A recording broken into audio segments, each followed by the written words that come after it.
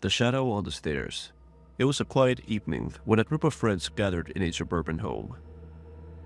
Laughter echoed through the rooms as they shared stories and enjoyed each other's company. As the night wore on, one of them, a young man named Alex, decided to head upstairs to grab something from his room. As he approached the staircase, he froze. Standing at the top was a tall, lanky figure, darker than the shadows around it. It had no discernible features, just an unsettling silhouette that seemed to absorb all light. Alex's heart pounded in his chest as he called out to his friends. "Do you see that?" he asked, his voice barely above a whisper.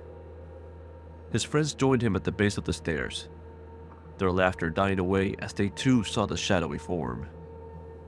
The figure turned its head slightly, as if acknowledging their presence, then vanished into thin air. The group stood in stunned silence, trying to rationalize what they had seen. Was it a trick of the light? A figment of their imagination? Yet, each of them knew they had witnessed something inexplicable. A shadow person that defied logic and left them with an uneasy feeling that lingered long after the night ended.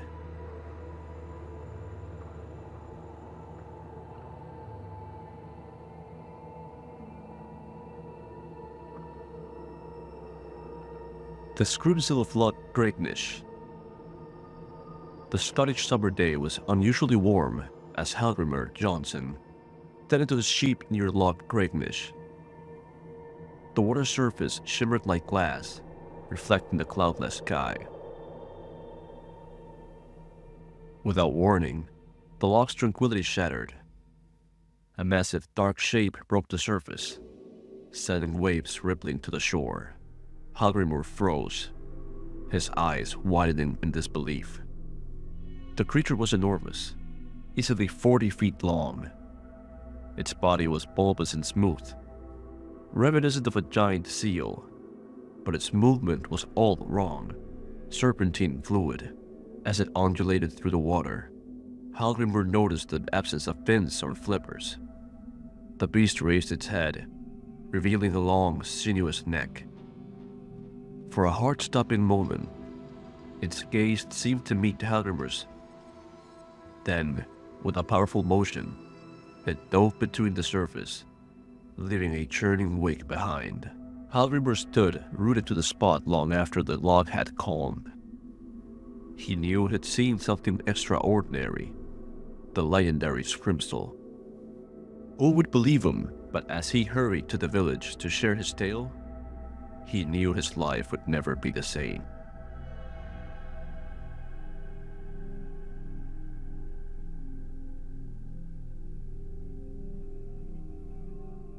The Hatman in Hollywood.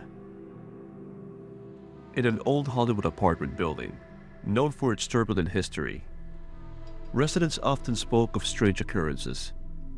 One tenant, Sarah, had lived there for several years and dismissed the stories as mere superstition until one fateful night. Sarah awoke suddenly, feeling an inexplicable heaviness in the air. Her eyes adjusted to the dim light filtering through her window, and that's when she saw him. A tall figure, wearing what appeared to be a wide-brimmed hat. He stood silently at the foot of her bed, his form darker than any shadow she had ever seen. Paralyzed with fear, Sarah could only watch as the Hatman slowly turned and glided towards the door. She blinked, and he was gone.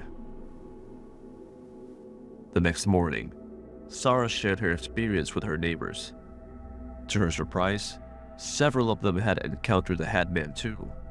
Always at night, always silent, and always leaving behind a chilling sense of dread.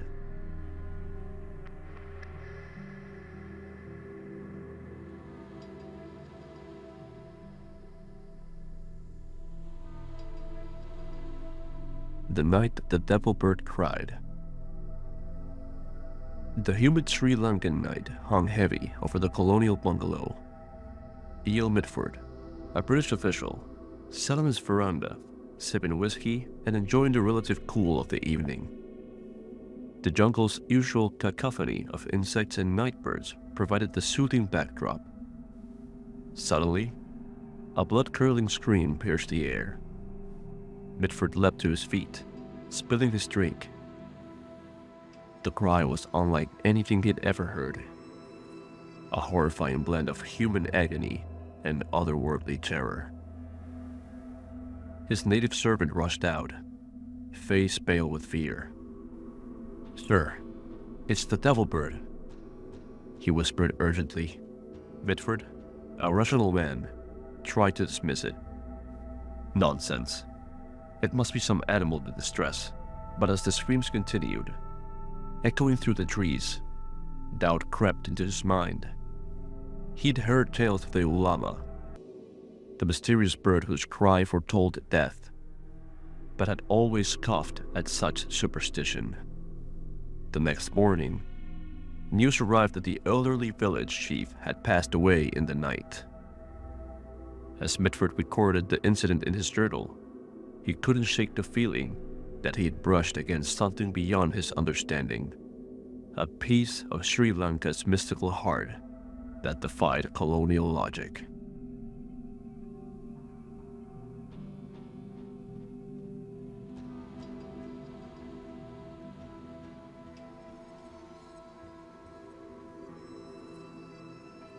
The Houston Batman.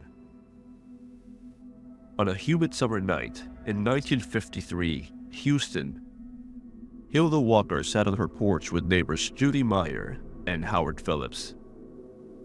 They chatted idly under the streetlight's glow when suddenly Hilda noticed a massive shadow moving across her lawn.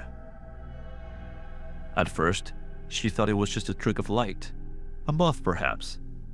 But then, it leapt into a nearby pecan tree. The trio stared in disbelief as they saw it clearly. A man-like figure with bat-like wings extended from its back. The creature hovered for several seconds before vanishing to the night sky with a loud swoosh. Stunned and terrified, Hilda reported the sighting to local authorities the next day. Those skeptics dismissed her account as fantasy or misidentification. Those who witnessed it knew what they had seen was real, a mysterious entity that defied explanation and left an indelible mark on their memories.